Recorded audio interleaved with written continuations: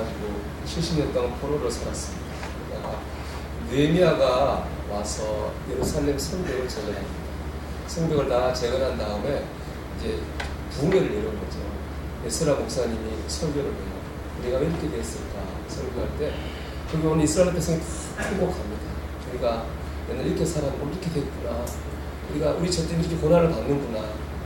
울고 있을 때에 느헤미야가 나서 이렇게 얘기합니다. 울지 말아라.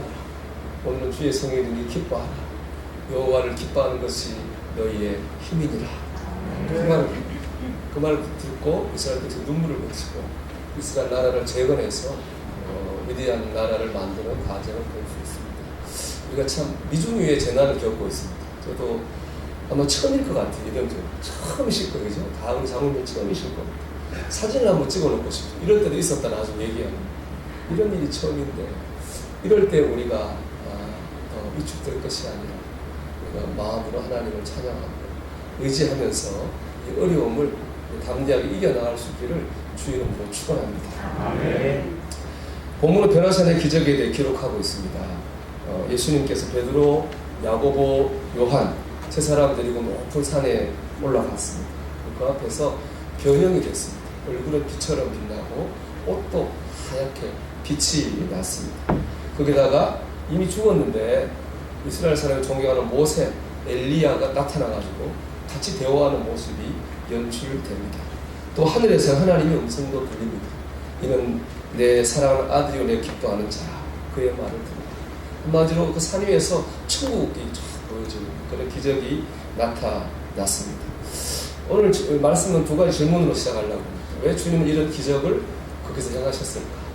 왜 주님은 제자들에게 그런 기적을 보게 하셨을까? 라고 하는 질문을 가지고 말씀을 시작할 건데요. 이 질문을 들어가는 열쇠는 오늘 본문 1절에 나오는 엿새 후에라고 하는 이 단어입니다. 엿새 후에.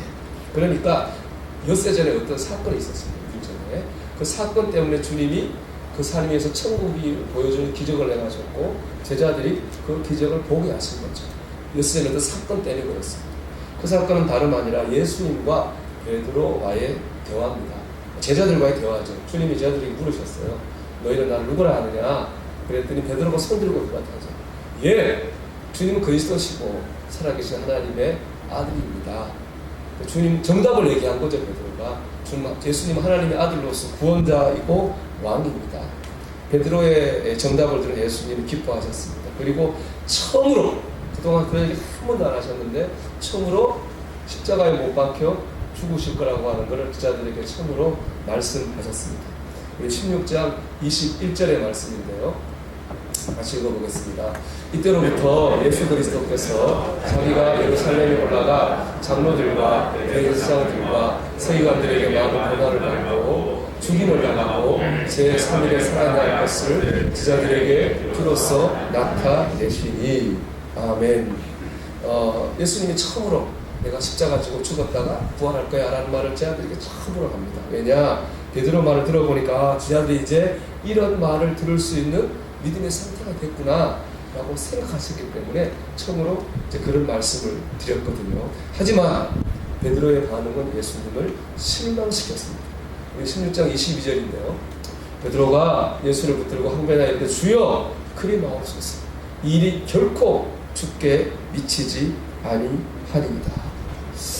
예수님 베드로의 믿음이 예수님 생각하는 만큼 자라지 못한 거죠. 예수님 베드로가 생각하는 예수님의 삶과 예수님이 말씀하시는 예수님의 삶이 서로 다릅니다. 베드로가 기대하는 예수님의 삶은 능력과 기적이죠. 능력과 기적으로 다른 나라 사람 물리치고 유대인들이 왕되는 그런 나라를 이루실 거라고 하는 기대를 베드로는 가지고 있었고 예수님 말씀하시는 예수님의 삶은 뭐냐? 능력과 기적이 아니라 십자가입니다. 십자가를 지고 죽으심으로 우리를 구원하시겠다고 하는 것이 바로 예수님의 삶이었던 거죠. 베드로는 이거를 베드로 제자들이 이 말씀을 받아들일 수가 없었던 거예요. 그들의 기대가 있습니다. 우리가 그렇잖아요.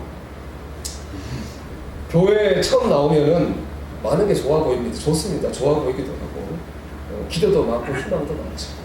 그런데 시험 사다 보면은 내가 가졌던 기대와 희망이 무너집니다. 실망도 하고 상처도 받죠. 그런 과정을 거쳐서 어디에 가야 되냐, 이런 과정을 가야 됩니다. 신앙이라고 하는 것은 내 뜻을 이루는 게 아니라 하나님의 뜻을 이루는 것이구나. 그런 과정으로 발전해 나가야 됩니다.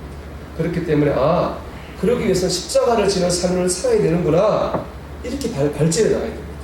이게 바로 그리스도인의 성숙한 발전입니다. 처음엔 내 원하는 것, 내 기대로 왔다가 신앙생활하면서 점점 하나님의 뜻을 구하고 더 나아가 십자가를 져야 되겠다고 하는 것으로 발전해 가야 되는 것이죠. 그런데 베드로는 아직 여기까지 신앙이 자라지 못합니다. 그래서 주님께서 베드로의 신앙에 자라게 하기 위해서, 제자들의 신앙에 자라게 하기 위해서 변화산의 기적을 체험하게 하셨습니다. 기적을 경험하게 하셨습니다. 그리고 이 기적이 어떻게 변화시켰느냐, 우리 베드로전서 4장 우리 12절 13절의 말씀 읽어보겠습니다. 사랑하는 자들아, 너희를 연단하려고 오는 불시험을 이상한 일을 당하는 것 같이 이상히 여기지 말고 오히려 너희가 그리스도의 고난에 참여하는 것으로 즐거워하라. 이는 그의 영광을 나타내실 때에 너희로 즐거워하고 기뻐하게 하려 함이라. 아멘. 한마디로 이 베드로 전서는요, 예수 믿는 것 때문에 핍박을 받아요. 쫓겨나요. 그래서 소아시아로 흩어졌습니다. 난민이 됐어요. 그래서 비참한 삶을 살아가는 신자들에게 베드로가 쓴 편지거든요. 주제는 이겁니다. 지금 고난 두려워하지 마십시오. 고난을 이기면 하나님의 영광을 볼 것입니다. 이게 베드로서입니다. 고난을 이기면 하나님의 영광을 볼 것입니다. 베드로가 그렇게 자신 있게 말하시는 이유는 무엇입니까? 그가 그 산 위에서 하나님의 영광을 봤기 때문에 그렇습니다. 하나님의 기적을 봤기 때문에 그렇습니다. 경험했기 때문에 그렇게 자신 있게 이야기할 수 있습니다. 또 베드로와 함께 올라갔던 사람이 사도 요한입니다. 사도 요한은 나이 90에 복음을 전했다는 죄 때문에 끓는 감못에 들어갔다 나오는 형을 당했습니다. 온몸이 벗겨졌죠.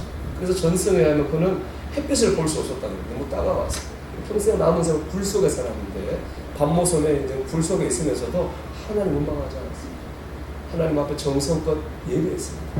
그 예배하는 때에 하나님께서 다시 오실 주님을 만나는 모습을 보여주셨고 계시를 주셨습니다. 그게 쓰여진 게 바로 요한 계시록입니다. 요한 계시록 제일 마지막은 사도 요한의 기도일 겁니다. 아멘! 주 예수여 어서 오시옵소서. 요한이 그렇게 말할 수 있는 것이 무엇입니까? 산 꼭대기에서 그가 예수님의 영광을 보았기 때문이었습니다. 천국의 영광을 경험했기 때문이었습니다. 사도 야고보도 같이 갔었거든요. 야고보는 12명의 제자 중에서 제일 먼저 순교한 순교자가 되었습니다. 이를 보면 깨닫는 게 있습니다. 신앙이라고 하는 게 있잖아요. 자꾸 믿으라서 믿어지는 것이 아닙니다. 내가 체험해야 됩니다. 주님 역사를 경험해야 됩니다. 그럴 때 믿어집니다. 그 믿음이 있을 때 십자가를 질 수 있습니다. 나는 천국을 보았다는 책의 저자 이븐 알렉산더 있습니다. 이분은 미국의 신경정신과 의사고 명문 듀크대를 졸업해서 15년 동안 하버드에서 강의한 교수님이기도 합니다. 이분이 세균성 바이러스에 감염이 돼가지고 7일 동안 뇌사에 빠졌어요. 제가 이 병이 참 마음에 와닿는 게 작년 연말에 여기 일했잖아요. 의사님 이렇게 진단했거든요. 제가 이제 처음 말씀드리는 건데 우선 대상포진 아니면 세균성 바이러스인데 위치가 안 좋습니다. 조금만 있으면 꼭 응급실 오셔야 됩니다. 그랬었거든요. 이분이 그것 때문에 이제 뇌사가 바이러스가 머리로 나서 뇌사에 빠진 거죠. 이거 7일 동안 천국을 경험했습니다. 그리고 깨어난 다음에 뭐 했느냐, 모든 걸 적어놓고 자신이 그래 7일 동안 보고 들은 것을 전하는 일에 전념했습니다. 이걸 하기 위해 의사도 내려놓고 학력도 경력도 다 내려놓았습니다. 더 중요한 걸 발견한 사람에게는 덜 중요한 것, 이 사람에게 아무리 중요해도 그것보다 더 중요하지 않기 때문에 그렇습니다. 그가 이렇게 고백했습니다. 우리나라의 국민의힘 이태영이라고 하는 국민의힘 종교부 대기자가 인터뷰에서 이렇게 고백했습니다. 나는 돌아가야만 했습니다. 내가 외면할 수 없는 소중한 사람에게로 그들은 모르고 있습니다. 그들에게 내가 본 것을 알려야 했습니다. 지금 그것보다 더 중요한 일은 제게 없습니다. 보았습니다. 경험했습니다. 그렇게 말할 수밖에 없고 또 세상 것도 내려놓을 수 있는 겁니다. 신앙은요, 체험입니다. 신앙은 경험입니다. 주님은 우리가 믿음 없다고 나무라지 않습니다. 베드로, 야고보 왜 이렇게 믿음 없냐? 이렇게 말하지 않고 그들을 데리고 변화산 꼭대기로 올라가셨죠. 주님은 우리에게 체험하게 해주신 분입니다. 경험하게 하시는 분입니다. 우리가 할 일이 있습니다. 이 체험의 은혜, 경험의 은혜를 받고 우리가 할 일은 뭐냐? 주님을 따라서 변화산 꼭대기로 올라가는 거예요. 그렇잖아요. 주님이 가자 그래도 안 갔으면 경험 못하는 거잖아요. 올라가야 됩니다. 믿음으로 살기를 시도해야 됩니다. 은혜는 주님이 주시는 거지만 은혜 받기 위해 노력은 우리가 해야 되는 겁니다. 시도해야 됩니다. 자, 이번에 신종 코로나 이 사태를 겪으면서 미국 사회 시스템이 참 대단하구나 이걸 느꼈습니다.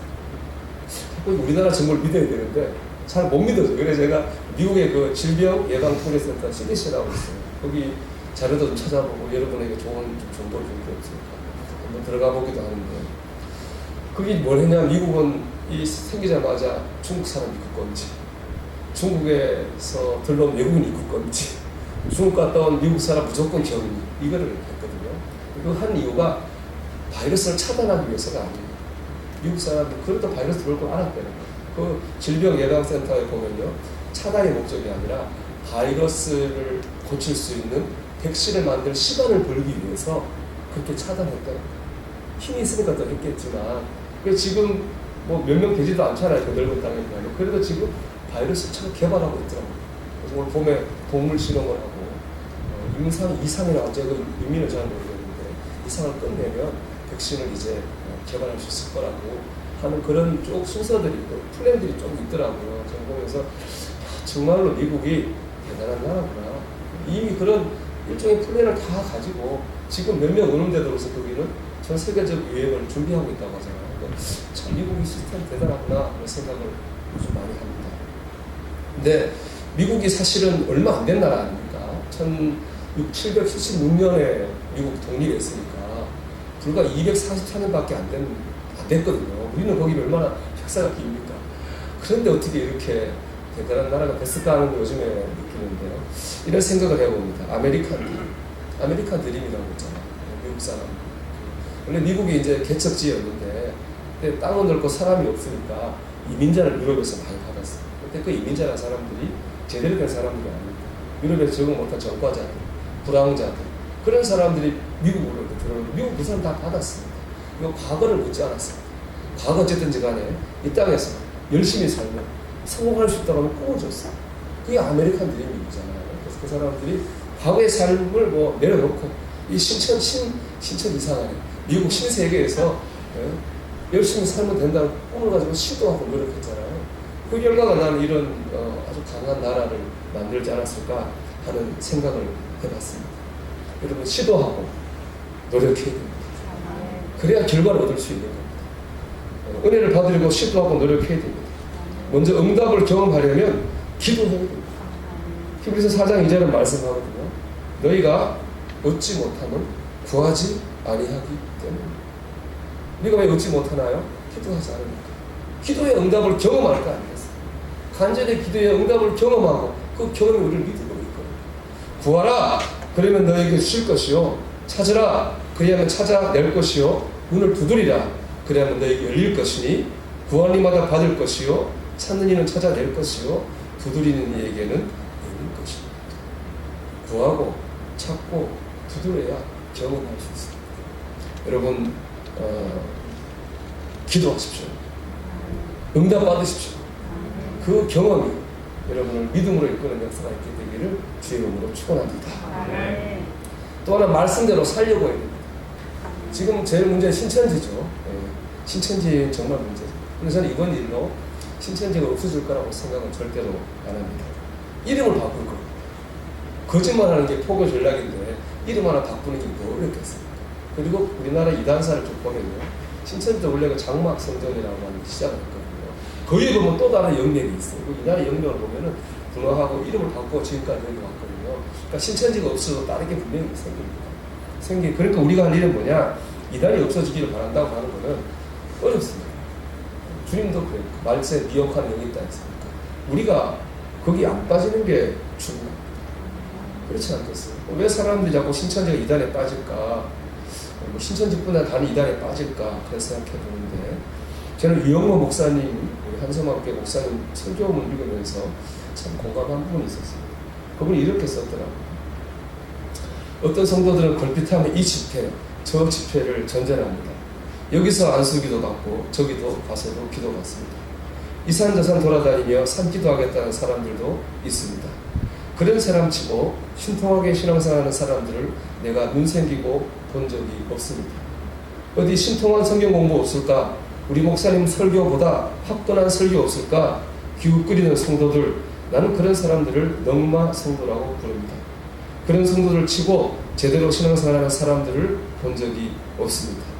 하나님께서 내게 주신 한 구절 말씀이라도 부둥켜 안고 그 말씀대로 살기 위해 몸부림하고 그 말씀을 내 삶의 현장 속에서 실천하지 못해서 안타까워할 줄 아는 사람들, 하나님께서는 그런 사람들을 들어 쓰십니다. 아멘입니다. 특별한 말씀을 찾아 나설 게 아니라 하나 한 말씀이라도 내가 그 말씀대로 살려고 몸부림하는 특별한 신자가 되는 것이 중요합니다. 그럴 때 하나님의 말씀에 능력을 경험하게 될 겁니다. 이 말씀이 책에 쓰인 글씨가 아니라 실제로 이 땅에 이루어지는 것임을 경험하게 될 것이고, 그 체험이 우리를 믿음의 삶으로 인도하신 것입니다. 마지막으로 제 친구 목사의 간증을 나누고 말씀 마치겠습니다. 제 친구 목사가 지금 상계 광림교회 큰 교회 담임 목사하고 있습니다. 그 친구가 광림교회 부목사를 오래 했거든요. 광림교회 부목사님 많으니까 그 친구 기간을 생각하면 못해도 한 60명, 70명이 있었어요. 근데 이제 그 친구 얘기해. 그 많은 사람이 있었지만 자기처럼 이렇게 잘 된 사람이 자기 하나, 그리고 우리 1년 후배 목사 있어요. 둘이 잘 됐다. 근데 이게 간증이 얘기죠, 간증. 이제 그 광림교회는 보면 1년에 한 번 40일 동안 새벽기도 합니다. 호랩산 새벽기도. 하기 전에 이제 그 담임 목사님, 부목사들 다 불러 모아서, 그 부분이 간증이죠. 부목사들이 먼저 이 새벽기도를 정성껏 드려라. 하나님 앞에 잘 예배드려라. 그래서 여러 가지 간증했다. 그리고 이제 그거 보면 13마다 흥금하거든요. 흥금하고 안 하는 사람도 있지만 하는 사람도 있고. 그 수십 명, 몇 년 동안 뭐 50명, 70명 중에서 매주, 매일 헌금하면서 예배드리는 사람은 자격 그 친구 둘밖에 없다는 거예요. 그러면서 하나님께서 그것 때문에 우리를 축복하신 것 같다고 그런 간증을 하더라고요. 물론 이 간증에는 비판할 점이 있죠. 큰 교회 목사만 성공한 건 아니니까 그렇게 생각할 수 있습니다. 하지만 제가 말씀드리는 것에 초점이 거기 있지 않은 건 알 겁니다. 저는 이거 생각합니다. 중요한 건 시도했다는 거예요. 저는 그래서 시도했다는 거예요. 결과는 알 수 없잖아요. 뭐 될지 안 될지 모르지만 시도했다는 거예요. 그러니까 뭐 했나요? 경험했죠. 시도하지 않으면 경험을 할 수가 없어요. 경험하지 않고서 말할 수가 없어요. 아무리 신앙이라고 하고 아무리 해도 경험하지 않으면 말을 못하는 거예요. 이게 경험해야 되거든요. 그러려면 시도해야 되는 겁니다. 시도할 때 경험할 수 있습니다. 제가 헌금을 예를 들었지만 오해하지 마십시오. 뭐든 좋습니다. 기도 생활이든 말씀 생활이든 봉사하는 거든 뭐든 믿음으로 살기를 시도해야 됩니다. 근데 하나님을 경험하게 될 것입니다. 그 경험이 우리를 고난에서 건져주고 시험에서 지켜주실 것입니다. 믿음의 변화산에서 하나님을 경험하는 저와 여러분 되시기를 주의 이름으로 축원합니다. 우리 찬송하겠습니다. 찬송가 211장 찬송합니다.